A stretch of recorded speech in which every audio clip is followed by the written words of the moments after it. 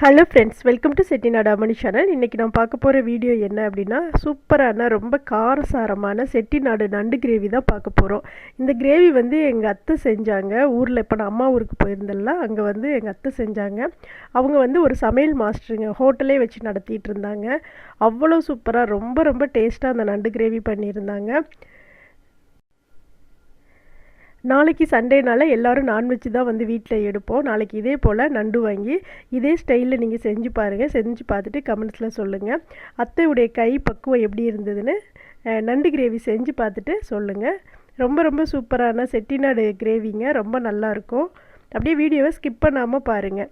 இப்போ ஒரு 3 கிலோ நண்டு வாங்கிட்டு வந்திருக்கு. நல்ல பெரிய பெரிய நண்டுங்க. நிறைய வெரைட்டியுமே வந்து நிறைய அதில் கலந்து இருந்தது, உயிரோடு இருந்தது. எங்கள் ஊருக்கு பக்கத்தில் வந்து பார்த்திங்கன்னா கடல் இருக்கிறதுனால எல்லா கடல் மீன்களுமே ஃப்ரெஷ்ஷாக கிடைக்கும்.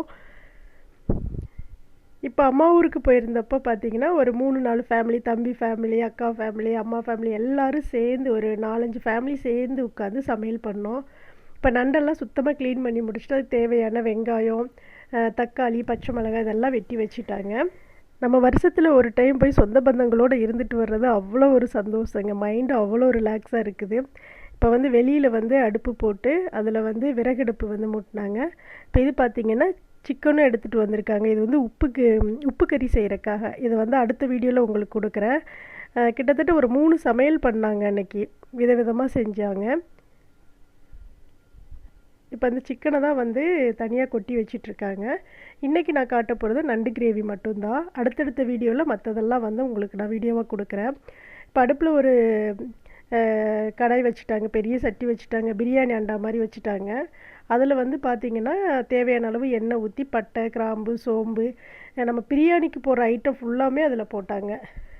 இப்போ நான் வந்து பார்த்திங்கன்னா எனக்கு கொஞ்சம் பூண்டு கொடுத்துட்டாங்க. இதை வந்து தட்டி கொடுக்க சொன்னாங்க.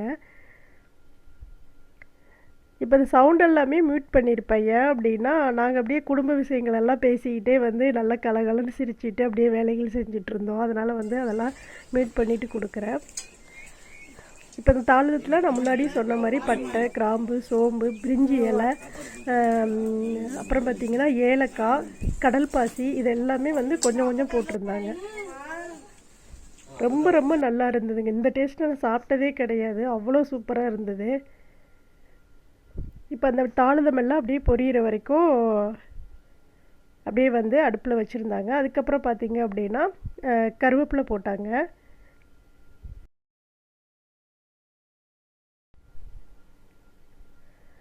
அதுக்கப்புறம் வெட்டி வச்சுருந்த பெரிய வெங்காயம், தக்காளி, பச்சை மிளகாய் இதெல்லாம் வந்து போட்டு நல்லா இந்த எண்ணெயில் வந்து வதக்க ஆரம்பித்தாங்க. இப்போ வெங்காயம் பார்த்திங்கன்னா வந்து ஒரு 6 வெங்காயம், பெரிய வெங்காயம் எடுத்துக்கிட்டோம். அது போக பார்த்திங்கன்னா பச்சை மிளகா வந்து ஒரு 20 பச்சை மிளகாய்க்கு எடுத்துக்கிட்டோம். தக்காளி வந்து ஒரு 5-6 தக்காளி பக்கம் எடுத்துக்கிட்டோங்க.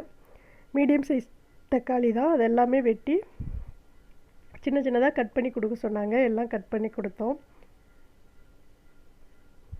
இப்போ 3-3 1/2 கிலோ பக்கம் அந்த நண்டு இருந்ததுனால வெங்காயம்லாம் கொஞ்சம் நிறையவே போட சொன்னாங்க.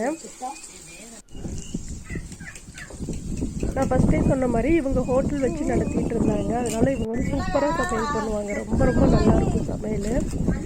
இப்போ வந்து அந்த வெங்காயம், தக்காளி, பச்சை மிளகாய் எல்லாம் நல்லா வதங்கிருச்சு. இப்போ இதில் வந்து வெறும் மிளகாய் தூள் போட்டுக்கிறாங்க. அது கூட வீட்டில் அரைச்ச மல்லிப்பொடி, இதில் வந்து சீரகம், சோம்பு, மஞ்சள் எல்லாமே இதில் கலந்துருக்கும். மல்லி எல்லாமே கலந்துருக்கும். இது வீட்டில் அரைச்சி வச்சுக்குவாங்க. எப்போதுமே வருஷத்துக்கு ஒரு டைம் மிளகாத்தூள், மல்லித்தூள் எல்லாம் அரைச்சி வச்சுக்குவாங்க.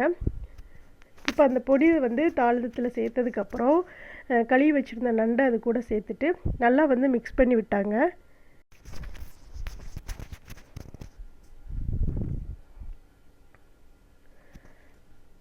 அப்படியே வந்து கிரேவினா பார்த்திங்கன்னா நிறைய பொடியெல்லாம் இல்லைங்க. நல்லா சாப்பிட்றதுக்கு அவ்வளோ நல்லா இருந்தது.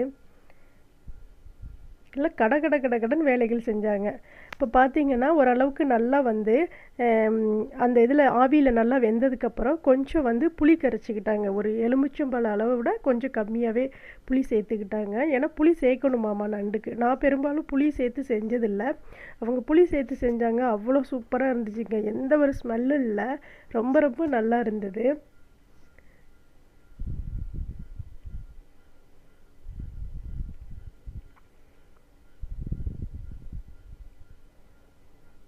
நான் தான் பக்கத்தில் இருந்து டேஸ்ட்டு பார்த்து சொல்லிக்கிட்டே இருந்தேன். அவங்க வந்து ஒவ்வொரு டைமும் பொடி போட்டதுக்கப்புறம் உப்பு போட்டதுக்கப்புறம் வந்து என்கிட்ட கொடுத்து டேஸ்ட்டு பாருப்பான்னு சொல்லிகிட்டே இருந்தாங்க.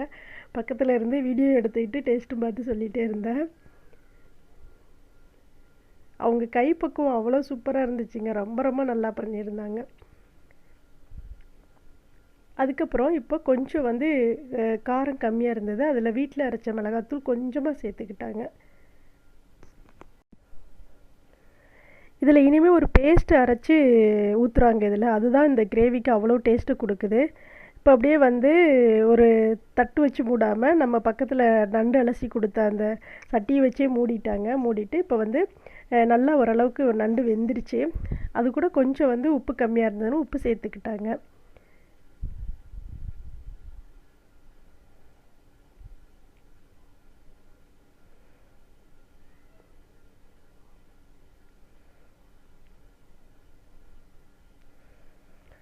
ரொம்ப தண்ணியாகவும் இல்லாமல் ரொம்ப கெட்டியாகவும் இல்லாமல் நம்ம சாப்பாட்டில் பிசைஞ்சு சாப்பிட்ற அளவுக்கு பண்ணாங்க.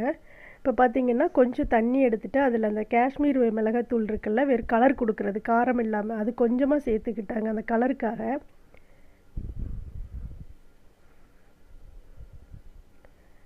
கொஞ்சம் அது கூட மல்லித்தூளும் சேர்த்துட்டு இப்போ இந்த பேஸ்ட்டில் என்னென்ன சேர்த்துருக்காங்க அப்படின்னா தேங்காய், சோம்பு, மிளகு, இது 3 வந்து இதில் அரைச்சிருக்காங்க. அரைச்சி இதில் சேர்த்துக்கிறாங்க. அந்த சோம்பும் மிளகும் தான் அவ்வளோ டேஸ்ட்டை கொடுக்குதுங்க. அப்படியே கடன்னு டக்குன்னு வேலைகள் செஞ்சாங்க. ரொம்ப ரொம்ப ஸ்பீடாக ஃபாஸ்ட்டாக வேலைகள் செஞ்சுட்டே இருந்தாங்க. இப்போ அதெல்லாம் கலந்து இப்போ வந்து நண்டு கிரேவியில் வந்து ஊற்றிட்டாங்க.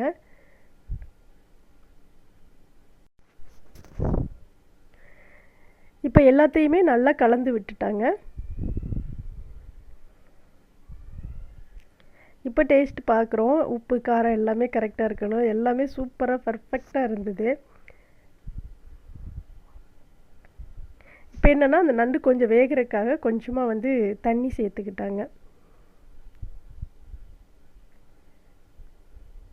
இப்போ அப்படியே வந்து மூடி வச்சுட்டாங்க. நல்லா வந்து வெந்துருச்சு. ரொம்ப நல்லா இருக்கு. அது அப்படியே வந்து சிகப்பு கலரில் அந்த எண்ணெய் பிரிஞ்சு வர்ற வரைக்கும் அப்படியே வந்து அடுப்பை ரொம்ப எரிக்காமல் அப்படியே தணலில் விட்டாங்க. இப்போ பாருங்கள் எண்ணெய் பிரிஞ்சு கலர்ஃபுல்லான நண்டு கிரேவி ரெடி ஆயிடுச்சு. ஃபஸ்ட்டு நான் தான் டேஸ்ட்டு பார்த்தேன். அவ்வளவு சூப்பருங்க. சாப்பாடு கூட நாங்கள் சாப்பிடல, எடுத்து வச்சு சாப்பிட்டுட்டோம். அவ்வளோ நல்லா இருந்துச்சு. இந்த நண்டு கிரேவி எப்படி இருந்ததுன்னு கமெண்ட்ஸில் சொல்லுங்கள். இந்த வீடியோ பிடிச்சிருந்ததுன்னா செட்டிநாடு அம்மணி சேனலை சப்ஸ்கிரைப் பண்ணிக்கோங்க. நாளைக்கு நான்வெஜ் செய்கிறவங்க எல்லாமே இந்த நண்டு கிரேவி செஞ்சு பாருங்கள் வீட்டில். தேங்க்ஸ் ஃபார் வாட்சிங். நன்றி, வணக்கம்.